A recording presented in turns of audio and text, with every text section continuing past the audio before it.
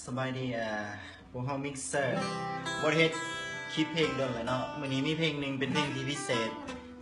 พวกเขาเขียนเพลงนี้ขึ้นมาสำหรับน้องๆนักเรียนที่กำลังจบม .7 เป็นเพลงที่มีในเกี่ยวกับความรู้สึกดีๆที่อยู่ด้วยกันมาประมาณ5-6 ปีที่เรียนศึกษากันเนาะ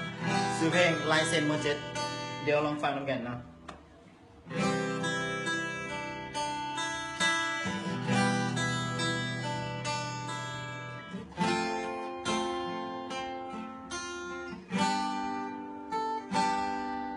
ถึงเวลาที่ต้องจากไกลได้เวลาไปตามความฝันแล้วน้อเพื่อนเอ๋ยต่างคนต่างมีหอยยิ้มให้กันในวันสุดท้ายต่างคนต่างอวยพรให้กันและกันโชคดีให้มีอนาคตที่สดใสเหลือไว้แต่ลายเส้นที่ประทานสลับกันฉันบ่รู้ว่าเป็นของใครต้องสร้างกันแล้วส่งกันแล้วเพื่อนเอ๋ยทุกสิ่งที่เคยได้ยินหูมา5-6 ปีมีทั้งรอยยิ้มภาพน้ำตา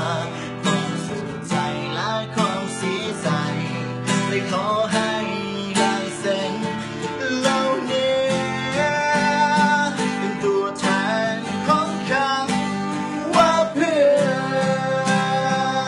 น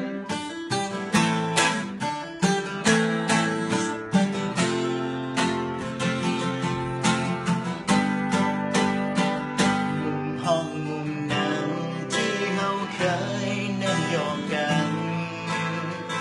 ฟ้าห้องบนนั้นเคยเขียนคำว่าลาสาวห้อง7-2ต้องสายกันแล้วเจอกันแล้วเพื่อนเอ๋ยทุกสิ่งที่เคยได้เรียนรู้มา5-6 ปีมีทั้งรอยยิ้มภาพน้ำตาความสุขใจและความเสียใจเลยขอให้ลายเซ็นเหล่านี้เป็นตัวแทนของคำว่าเพื่อนในตอนนี้ทั้งคำ